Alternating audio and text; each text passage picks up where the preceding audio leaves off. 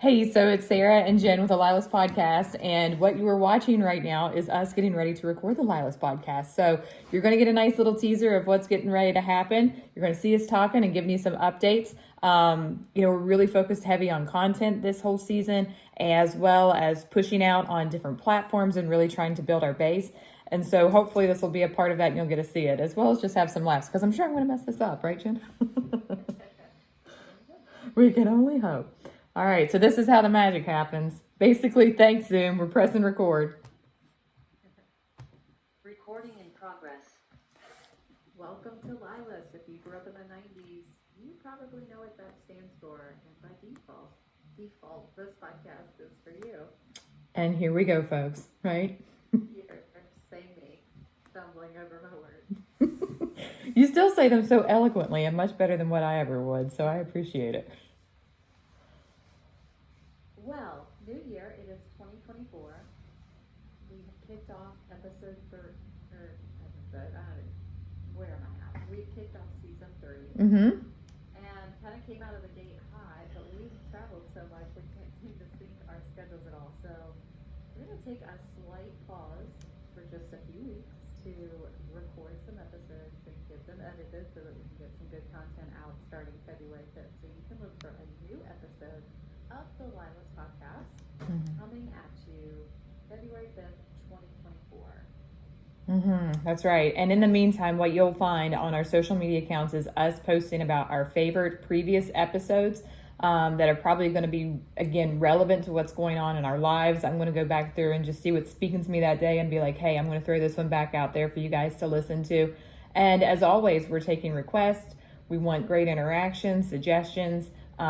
If you're a guest, if you have a suggestion for a guest, then forward all this stuff to us too, so that way we can, again, continue to create this wonderful podcast together. That's right.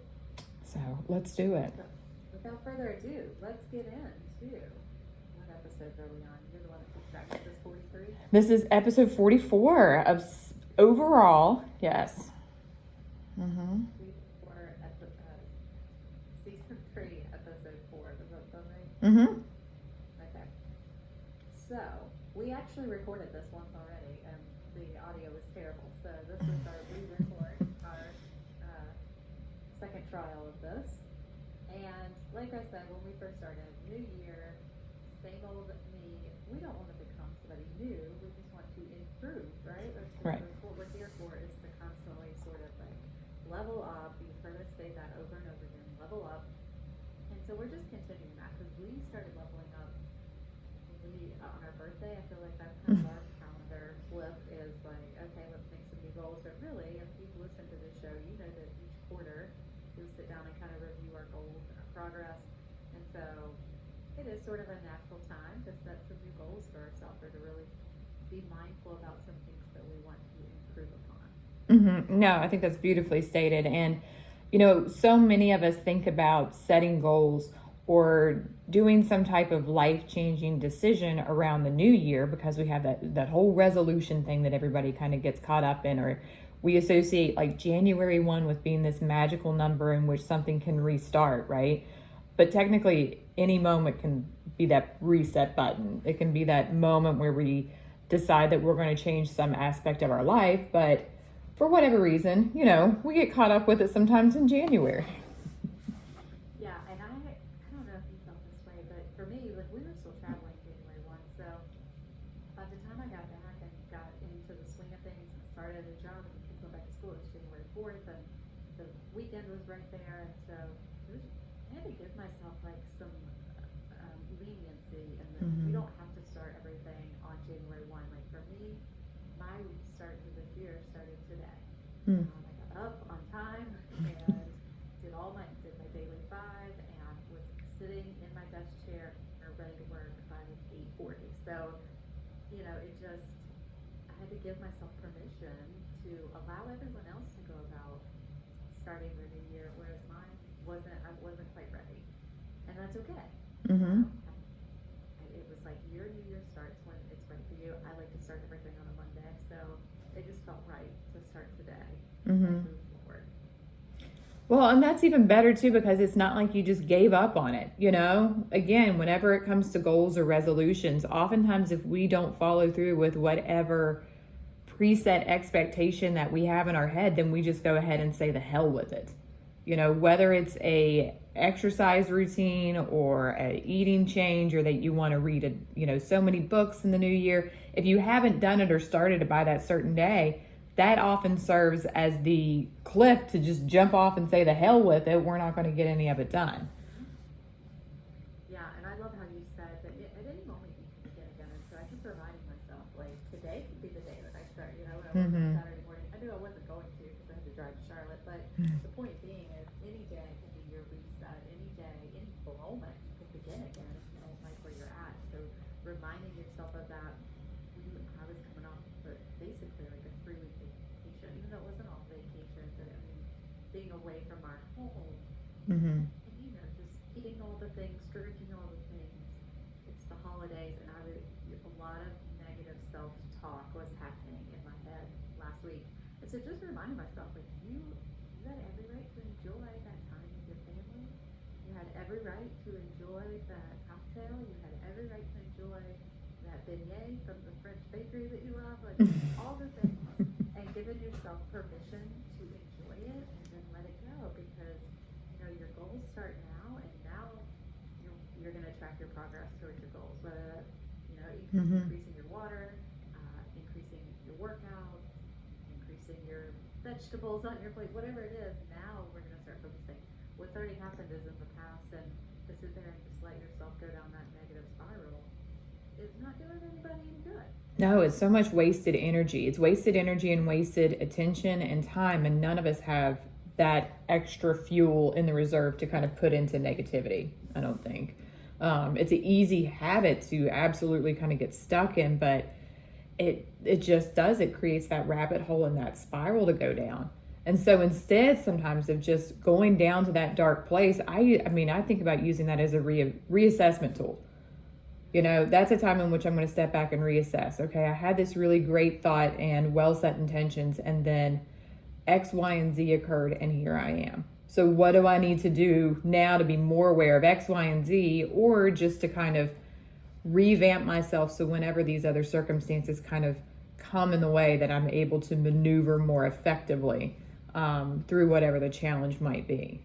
So I don't know, it's just kind of pushing through with things. But as part of that whole thing, I think we also did, even in our own little private conversations that we kind of have with this, we said that there are just certain things that we are just saying yes and saying no to as part of us moving forward and leveling up within our own lives. And whether you see that as resolutions or goals or whatever, or maybe just like life standards or guidelines, I just think it's something playful that I think we're thinking about and kind of working on putting into action. Would you agree?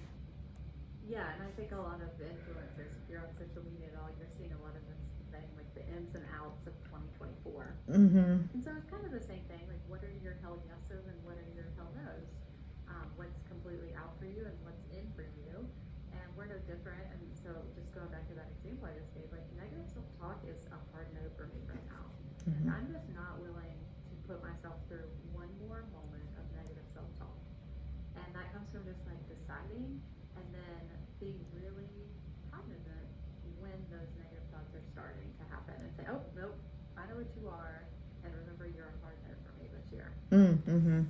Mm-hmm. So I think, number one, maybe that might be number one on my list for hard no's or hell no's, is just negative self-talk has got to go.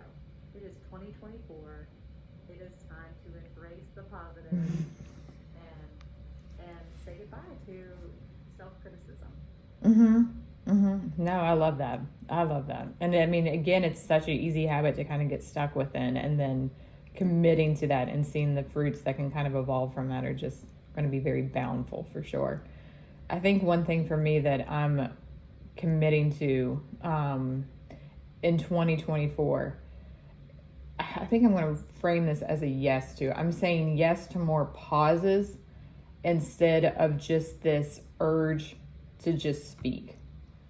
For me, I am very hyper verbal in a sense. And whenever I have a very strong opinion about something, or whenever I feel that there's been a wrong or something that's happened, I am most of the time 100% calm, easy, chill, like, you know what I mean? And then there's a tripwire.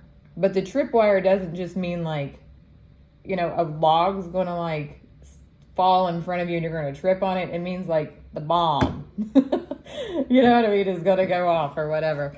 And so for me, I think what I'm going to be focusing on and saying yes to is more pauses. And I think that that'll look different because, again, I'm used to just, I should have been a lawyer. My husband tells me this all the time. I should not have been a psychologist. I should have been a lawyer. And he's probably right. He's probably right. But it's very easy for me to just go ahead and jump and to form a case and to kind of go down this whole litany of whatever's going on. But I think what is going to be more of a challenge in an area of growth is taking that time to kind of pause and really just to, for me, I need to remove myself from the situation, the person, whatever it is that's kind of going on. Otherwise, it's just going to continue to kind of fuel me. And I know that just about like my design, because I'm really big into that kind of stuff too, is that I get so much feedback from the world based upon the external factors with it. And if I don't remove myself from that, then my design kind of even as it like a generator, so to speak, is that that's going to be my fuel at that kind of point. And so I need to kind of step away. And I think that's going to be a challenge for myself as well as, you know, my friends, family, or whatever, to see me kind of pausing, because I'm going to retreat and they're going to be like, well, you're running away, you're avoiding. No. What I'm doing right now is stepping away from the self-detonate button, and we just need to kind of allow that to happen, you know? So. Yeah, I think that's just being aware of the areas that you can grow in, and you know that that's something that you personally want to work on for yourself. And